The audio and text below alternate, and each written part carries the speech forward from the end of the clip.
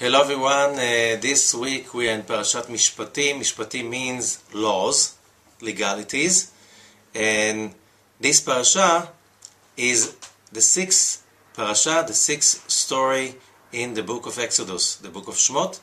And as we explained in the past weeks, Parashot, we explained that these 6 weeks from the beginning of the reading of Exodus till this parasha are called by the Kabbalists the weeks of Shovavim, the initials of the names of the Parashot, Shmot, Vahera, Bo, Beshalach, Yitro, Mishpatim, because during these 6 weeks there is a special opening in heaven for us to fix, correct, and transform ourselves. The story itself in Exodus is the story of Exodus.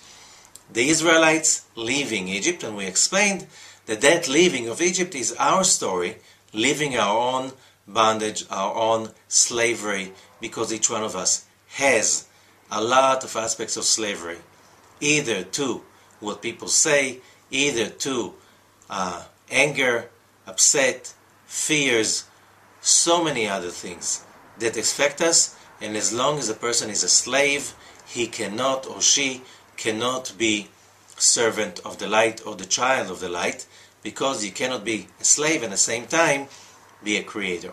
That doesn't work together. And when you want to ask the question, why is it that I don't feel success?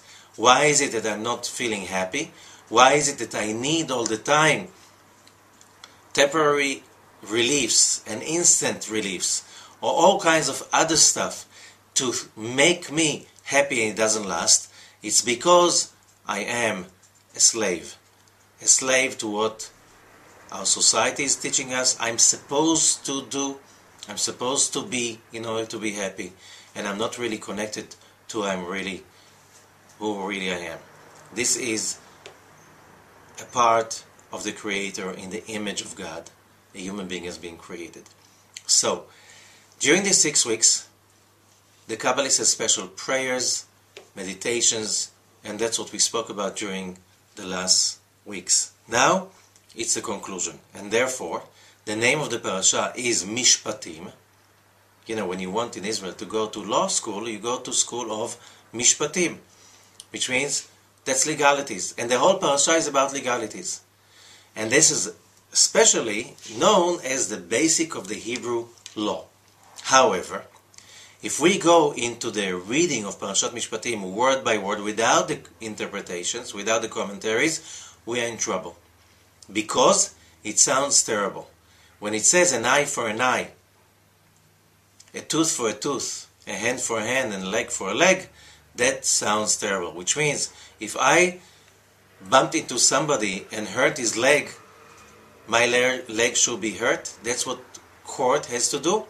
And that's why in the Hebrew court, you have to find the person in a way that he will feel the lack, the pain that he inflicted on somebody else. He has to compensate the victim, so you can, by money and effort, you can fix the damage, and by this fix the damage in your soul. However, why does it say a hand for a hand, a leg for a leg, an eye for an eye? And when we go to the Zohar explains, when you read the first verse of the parasha, these are the laws that you'll put in front of them. Rabbi Shimon Bar Yochai says in the Zohar, these are the laws of reincarnation. We are talking about laws of reincarnation. We're talking about the laws, the spiritual laws in the spiritual realm.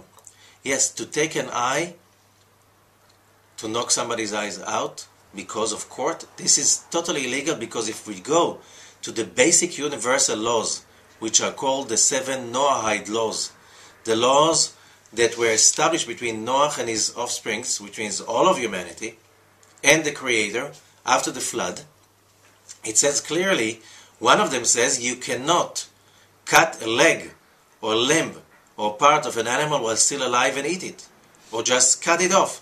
You cannot do that. Even you can't take the leg of a frog, because that is cruelty in a level that damages your soul to such level that it's better to die not to do that. However, why would the Parashat Mishpatim say an eye for an eye? It doesn't fit. And the answer is, as the sages are saying, you have to compensate. Of course, you cannot cut somebody else's limb, even though that guy was the most terrible person on earth. You cannot cut a limb because that will damage you also. So why it says a hand for a hand, a leg for a leg? And the answer is, these are the rules of cause and effect, of reincarnation. All of these rules are being read in this parasha. The rules of different aspects, of the rules of social responsibility, environmental responsibility, which means all is about reincarnation. You think that when somebody steals, it's just a private matter of here and the now? No, it connects to bigger realms of corrections and tikkunim. What about contamination? Contaminating, you have let's say a factory, and you contaminate the environment around, which means the river, the sea, the ocean, the air, noise. You have to pay for it, because whatever goes around comes around. And the rules are here in this parasha. If you want to know better, you have to understand that it needs a lot of study.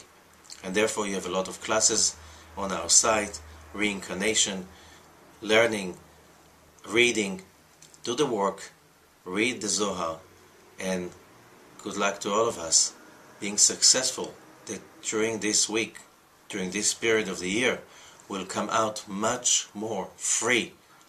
As the Torah says, that the whole thing is all about freedom, just freedom. Real freedom is when you're free inside. When you're free inside, then nobody from the outside can really take your freedom away. And if they come to take your freedom away, it's something that you're allowed from within, and you have to find your freedom back from within, and then you'll find the freedom outside. Thank you, and a lot of success. Live Kabbalah is a non-profit organization founded for the distribution of the wisdom of Kabbalah and its values. Learning the original principles of this wisdom can reconnect us with the true values of our society, including the belief in the dignity and freedom of man, democracy, and the freedom of speech.